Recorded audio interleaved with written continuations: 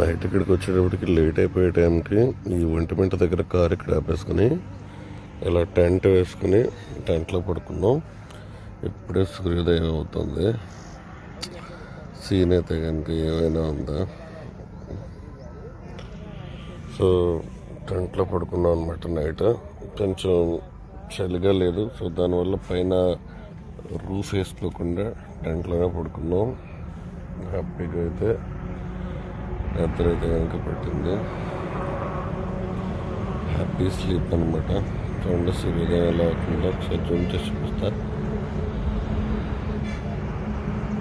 Camping టెంట్కున్న ఒక అవకాశం ఏంటంటే ఇటు వెంటిలేషన్ తక్కువ ఉంటుంది, అలాగే ఇక్కడ నుంచి డైరెక్ట్గా విండో వచ్చేస్తుంది అనమాట. ఫ్రీగా చల్లగా గాలి వస్తుంది. అలాగే దీనికి మనం గాలి కావాలనుకుంటే ఇంకా మనం దీన్ని ఓపెన్ కూడా చేసుకోవచ్చు. ఇలాగా అంటే ఫ్రెష్ ఎయిర్ అంతా వస్తూ ఉంటుంది. అలాగే ఇటు సైడ్ నుంచి కూడా ఎయిర్ వస్తూ ఉంటుంది.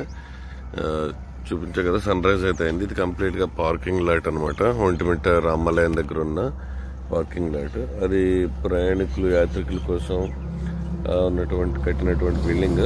నైట్ వెళ్ళి చూసాం కానీ అంత కన్వీనియంట్గా అనిపించగా ఇంక ఇక్కడికి వచ్చేసాం. ఈ పక్కనే చూడొచ్చు, ఇది హైవే. ఇది ఆ పక్కనే హైవే. ఇది మా వెహికల్.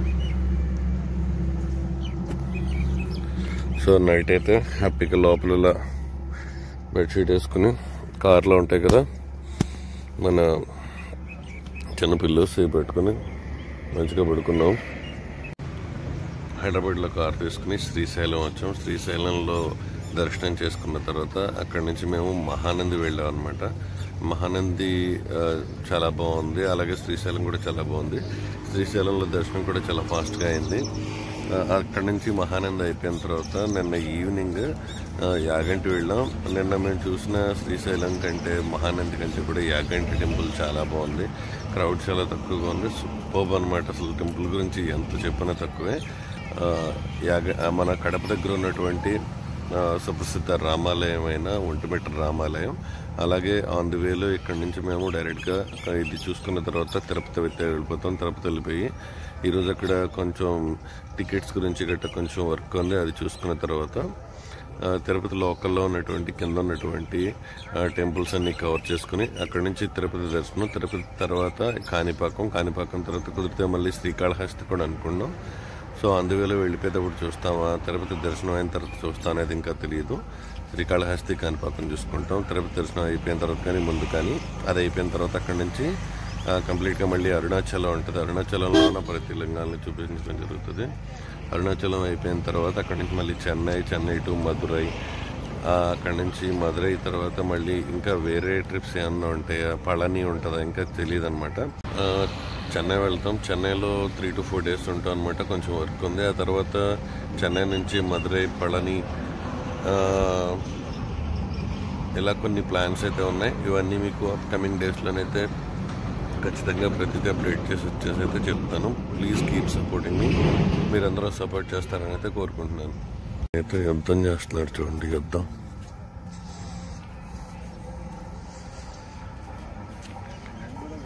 ఎవరి మీద యుద్ధం చేస్తున్నాడు ఈయన. యుద్ధం ప్రకటించాడు చూడండి. అదిగోండి ఇంకోండి టెంట్. ఇప్పుడే సన్ రైజ్ అయింది. ఏరియా అయితే బాగుంది చూడండి ఒకసారి.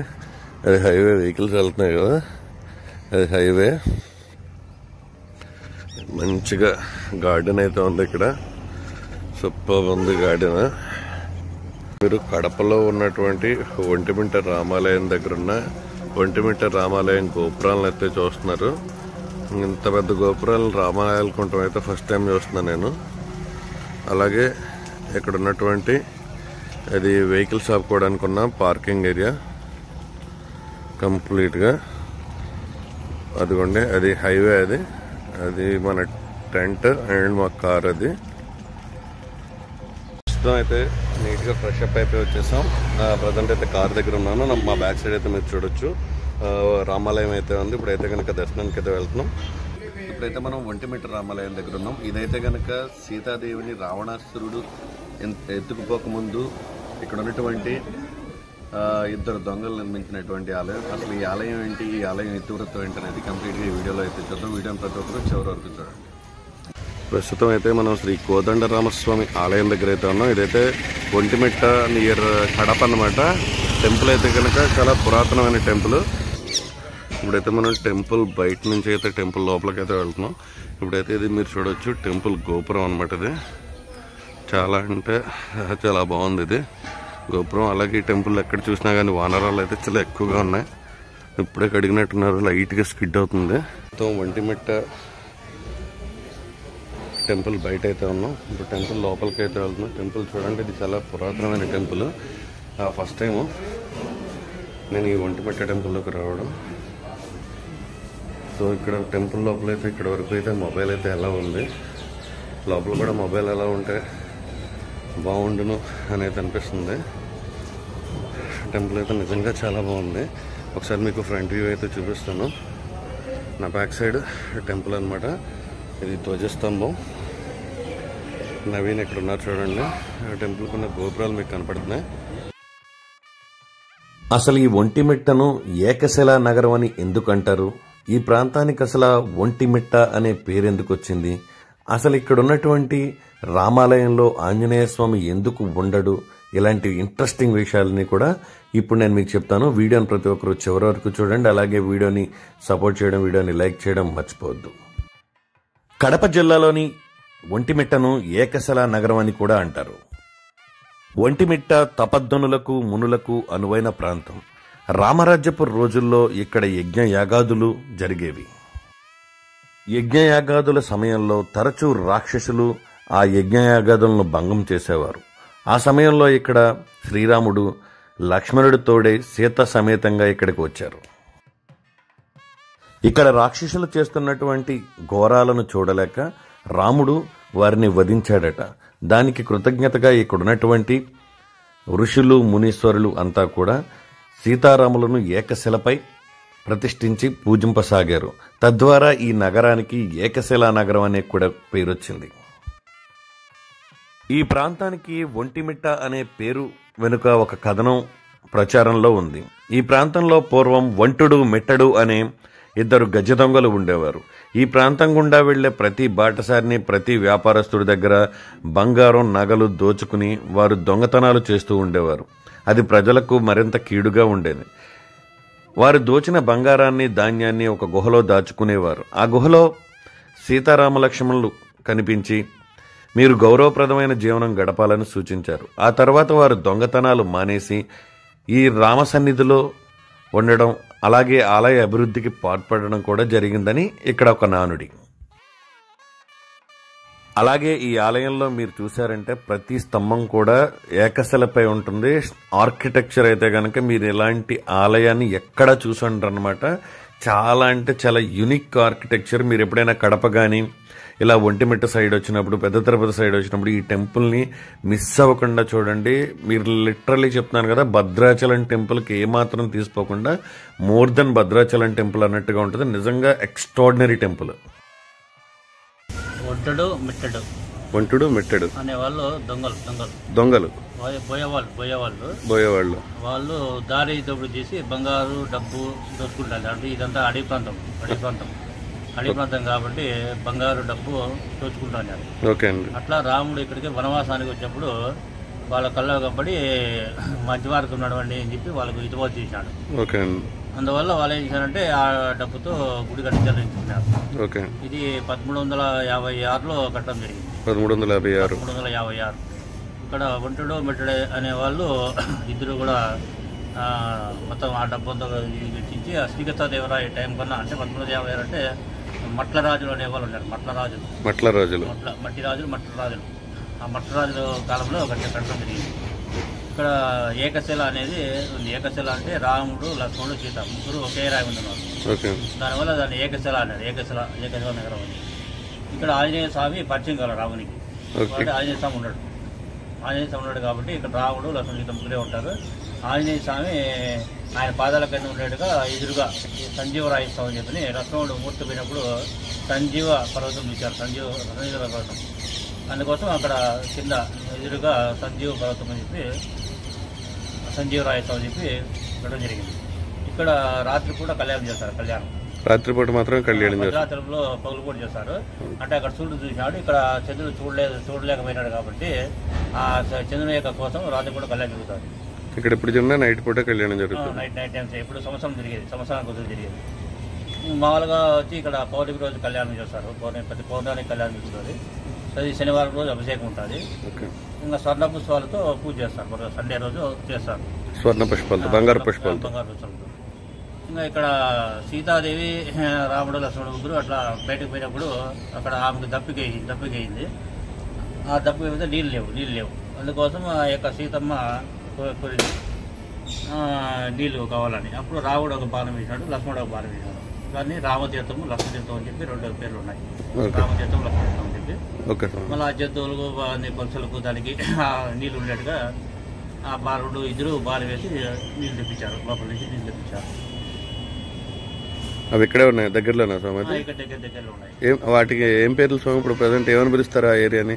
అంటే ఇప్పుడు కొత్తగా కట్టారు, కోలేరు కట్టారు. ఆ పాత నుంచి హర్తా ఉంటుంది పక్కనే. ఆ 2 ప్రదేశాలని అలా అక్కడ ఉన్నాయి అనమాట. ఆవిడ పేరు రాసింటారు. హర్తా ఉంటుంది పక్కనే, ఒక 1 కిలోమీటర్. కొత్త కోనేరు ఇక్కడ టెంపుల్ ఎదురుగా కట్టారు. టెంపుల్ ఎదురుగానే కొత్త కోనేరు చూస్తున్నారు కదా మీరు. 1356లో అంటే 1356లో ఈ టెంపుల్ కట్టడానికి వేసినటువంటి శిలాశాసనాలను ఇప్పుడు మీరైతే చూస్తున్నారనమాట. ఇవి టెంపుల్ కట్టినప్పుడు వంటుడు మెట్టడు అనేవాళ్ళు ఈ టెంపుల్ కట్టినప్పుడు వేసినటువంటి శిలాశాసనాలు ఇవి. మీరు చూడొచ్చు ఎంత పురాతన శిలాశాసనాలు. ఆ లిపి కూడా మీకు క్లియర్గా కనిపించేటట్టు చూపించడానికి ట్రై చేస్తాను. మేబీ ఎవరికైనా గ్రాంథికం కానీ సాంస్క్రిట్ కానీ చదవడం వస్తే ఇది ట్రాన్స్లేట్ చేయండి. నేను కూడా కుదిరితే దీన్ని క్లియర్గా కొంచెం ఈ వీడియోని కాకుండా దీన్ని ఫొటోస్ రూపంలో తీసుకుని దీన్ని తెలుగులో ట్రాన్స్లేట్ చేసి ఏమైనా గూగుల్ ఇండెక్స్ ద్వారా అయినా తెలుగులో ట్రాన్స్లేట్ చేసి చెప్పడానికి కూడా ట్రై చేస్తాను. మీరు చూడొచ్చు ఇవి 1356లో వేసినటువంటి శిలాశాసనాలు. ఇది ఇండియన్ ఆర్కియాలజీ వాళ్ళు దీన్ని ధృవీకరించారు. అలాగే ఇక్కడ మీరు చూడొచ్చు ఈ తూర్పు గోపురం చూడండి, ఏమాత్రం అంటింపులు కానీ ఏమీ లేకుండా అతి పురాతన కాలంలో ఇది 16వ దశాబ్దంలో నిర్మించిన ఆలయం అని అయితే చెప్తున్నారు. ఇక్కడ మీరు చూడొచ్చు సింహాల మీద నుంచి నెక్స్ట్ చెడుకి మహిళలు నిలబడ్డట్టుగా వారి మీద మళ్ళీ లతలు వచ్చి లతల మీద వచ్చినటువంటి తోరణం అనమాట. ఎంత బాగుందంటే అసలు మాటల్లో వర్ణించలేమన్నమాట. ఒకటి కాదు, అన్ని స్తంభాలు ఇలాగే ఉన్నాయి. సో ఒంటిమిట్టలో ఉన్న ఈ టెంపుల్ అయితే కనుక మన భద్రాచలం టెంపుల్కి ఏమాత్రం తీసుకోకుండా చాలా అయితే బాగుంది. ఆర్కిటెక్చర్ పరంగా కానీ ఇది భద్రాచలం టెంపుల్ కంటే మోర్ దెన్ బెటర్గా ఉంది. ఒకసారి స్తంభాలు చూడండి. స్తంభాలన్నీ కూడా విగ్రహమూర్తులు అనమాట. అంటే బొమ్మల్ని స్తంభాలుగా చెక్కి ఆ స్తంభాలని ఈ టెంపుల్కి పిల్లర్స్గా అయితే వాడారు. చూడండి, చాలా అంటే చాలా బాగుంది ఆర్కిటెక్చర్ అయితే. ఒకసారి నేను మీకు బ్యాక్ కెమ్ ఆన్ చేసి క్లియర్గా చూపిస్తా. చూస్తున్నారు కదా, ఇది దక్షిణ ద్వార గోపురం అనమాట. మీరు ఈ దక్షిణ ద్వార గోపురం చూడొచ్చు. ఒంటిమిట్టలో ఉన్న దక్షిణ ద్వార గోపురం. ప్రజెంట్ అయితే టైం ఎంత ఉందండి? 10 to 8 అయింది. 8:30 తర్వాత దర్శనం అనమాట. లోపల స్వామివారికి అలంకరణ అనేది జరుగుతుంది. ఇదే స్వామివారి గర్భాలయం అనమాట. ఈ లోపల ఇది గోపురం, ఇది గర్భాలయ గోపురం. ఇది స్వామివారి కళ్యాణం కొన్ని నార్మల్ డేస్లో జరిగేటటువంటి ఏరియాస్లో ఇక్కడ చేస్తారు. అలాగే బయట జరగడానికి అయితే పెద్ద గ్రౌండ్ అయితే కనుక ఉంది ఇక్కడ. ఇది మనం టెంపుల్ బ్యాక్ సైడ్ అయితే ప్రస్తుతం అయితే ఉన్నాం. ఇక్కడ మీరు చూడొచ్చు, ఇది ఉత్తర గోపురం అనమాట. దీనికి పడమటి గోపురం లేదు, ఇది తూర్పు గోపురం. అది మీరు చూసేది అది తూర్పు గోపురం. అది మీరు ఎక్కడైనా చూడొచ్చు. ఎన్ని వేరు ఇలా వానరాలు ఉంటూనే ఉంటాయి. అలాగే భక్తుల దగ్గర ఉన్నటువంటి ఫ్రూట్స్ కానీ కొబ్బరి చిప్పలను కానీ ఇలాగ ఈ వానరాలు లాగేస్తూ ఉంటాయి అన్నమాట. కొంచెం ఒక్కొక్కసారి కొంచెం ఇబ్బంది అనిపిస్తూ ఉంటుంది. ఆ చిన్న కోతి ఎలా ఎక్కుతుందని ఇది ఇక్కడి నుంచి అయితే అబ్జర్వ్ చేస్తుంది అనమాట. ఆ చిన్న కోతి పిల్లకైతే కనుక కాలుకైతే దెబ్బ అయితే ఉంది, కాలుకి దెబ్బ అయితే ఉంది. ఇది ఇక్కడ నుంచి అప్పుడు దాకా అబ్జర్వ్ చేసింది. ఈ దెబ్బతో ఇది ఎలా ఎక్కుతుంది కోతి పిల్ల పైకి అని చెప్పి. సో అది తన మదర్ దగ్గరికి అయితే వెళ్ళిపోయింది. చూడండి, ఆ తల్లి కోతి పిల్ల కోతిని ఎలా చూస్తుందో చూడండి. ఆ కాలుకి తగిలిన దెబ్బను చూడండి ఎలా చెక్ చేస్తుందో. మీకు క్లియర్గా కనపడుతుందని అయితే అనుకుంటున్నాను. ఎందుకు ఈ సీన్ చాలా బాగుంది చూపించడానికి అని చెప్పి అయితే తెలుస్తున్నాను. ఆ కాలికున్న దెబ్బనైతే చాలా క్లియర్గా అయితే చూస్తుంది పాపం. ఇది ఎక్కడానికి ఇబ్బంది పడుతుంది. చూడండి ఇప్పుడు ఈ కోతి వెళ్తుంది అనమాట. ఫాదర్ తండ్రి కోతి వెళ్ళింది, పిల్ల కోతి పక్కన ఉంది. ఒంటిమిట్ట నుంచి శ్రీకాళహస్తి వెళ్తున్నాం. ఇక్కడ ఈయనైతే కొత్తగా ఒక టిఫిన్ రాయలసీమలో దొరికే కొత్త ఫుడ్ అయితే టేస్ట్ చేద్దాం అన్నాడు. పాపం మొహం ఏమో పక్క పెట్టి కూర్చున్నారు. ఇదేదో ఆర్డర్ చెప్పారు. ఏంటి సార్ దీని పేరు? పొగాని. పొగాని ఓకే. ఇడ్లీ వచ్చింది, పొగాని వచ్చింది. చూడాలి, ఇది కొత్త రకం మరమరాలు అంటారు కదా, దాంతో అదేంటిది ఇడ్లీ అంటారు ఇక్కడ. అదేంటి మైదా పిండి లాగా. ఓకే చూద్దాం మరి.